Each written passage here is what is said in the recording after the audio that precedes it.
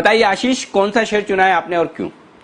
Anil ji, stock का नाम है BF utilities, Baba Kalyani group की कंपनी है, इंफ्रास्ट्रक्चर इन्वेस्टमेंट्स का कारोबार है और आगे आने वाले समय में स्टॉक बेहतरीन परफॉर्म कर सकता है। कारण यह है कि कंपनी का अगर आप इंफ्रास्ट्रक्चर कारोबार देखें तो वहां पर काफी ज्यादा मजबूती देखने को मिलेगी। नंदी इंफ्रास्ट्रक्चर नाम से कंपनी की जो सब्सिडरी है, यहां पर यह कंपनी जो है बेंगलुरु और मैसूरू के बीच में एक एक्सप्रेस टोलवे बना रही है, जिसके लिए कंपनी को जो है 40 साल का बड़ा कंसेशन पीरियड मिला हुआ है, जिससे जाके आगे कैश फ्लोज में काफी बढ़िया सुधार देखने को मिलेगा।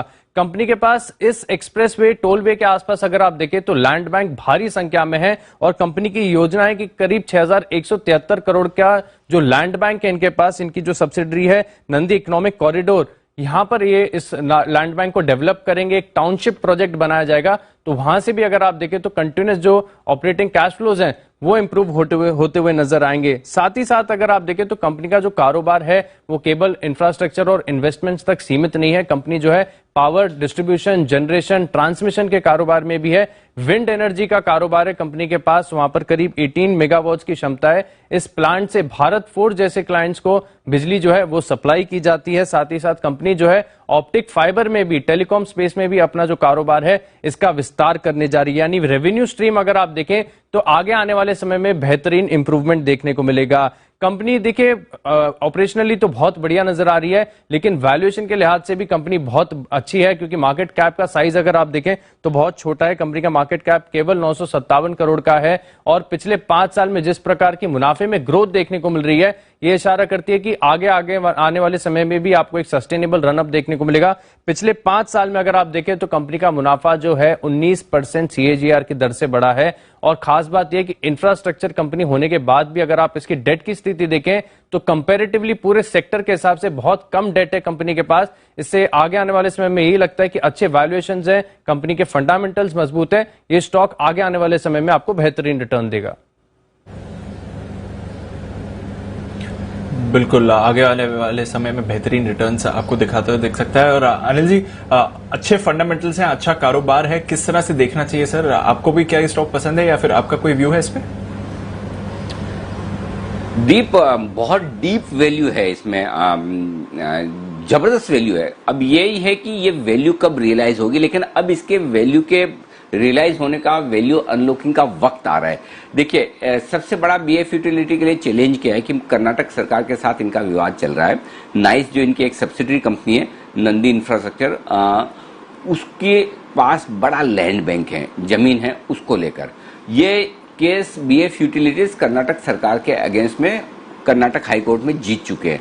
अब मामला सुप्रीम कोर्ट में, और सुप्रीम कोर्ट में जब भी इसका फैसला आएगा उसके बाद आपके लिए ये बड़ा मैटर बन जाएगा, आराम से उनके लिए बड़ा पॉजिटिव हो जाएगा। और इसकी पूरी संभावना है कि उनके पक्ष में आए।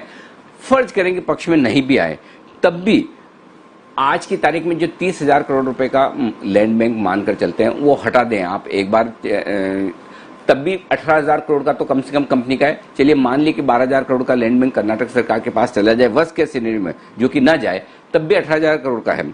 अब अगर सब्सिडी कंपनी का में 18,000 करोड़ का लैंड बैंक है और बीएफ यूटिलिटीज के पास उसकी 75% हिस्सेदारी, यानी कि 13,500 करोड़ का तो लैंड बैंक इनके पास हो गया।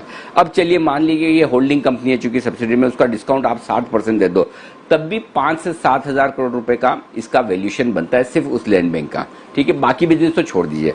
अब उसके सामने कंपनी का मार्केट कैप है खाली 1,000 करोड़ रुपए का, तो 1,000 करोड़ रुपए वाली के मार्केट कैप की कंपनी में मिनिमम वैल्यूएशन वर्स्ट के सिनेरियो में 5 से 7,000 करोड़ रुपए का है। और अगर ये जीत जाते हैं केस सुप्रीम कोर्ट में भी, तब तो वो पूरा का पूरा इनके पास में आ गया, फिर तो बात ही अलग है।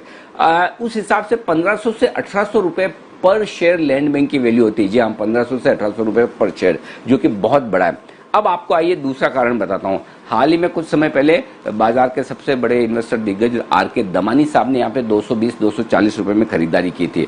अब दमानी साहब कोई 10, 20, 50 रुपए के लिए तो नहीं खरीदते, और वो तब खरीदते जब उन्हें बड़ी वैल्यू नजर आए। और तीसरी बात है कि इतना बड़ा लैंड बैंक, और अब जिस तरह से हिंदुस्तान में बाहर की कंपनियों को लाकर उन्हें यहाँ मैन्युफैक्चरिंग फैसिलिटीज लगाने की बात कही जा रही, ऐसे में जिन कंपनियों के पास बड़ा लैंड बैंक एक साथ है उनके लिए बड़े मौके बनेंगे। तो ये एक बड़ा कारण होगा, जो बड़ा ट्रिगर होगा, जो आपके लिए बीएफ यूटिलिटीज के लिए होगा। खोने को बहुत कम है, नहीं के बराबर है, और वैल्यू डीप है।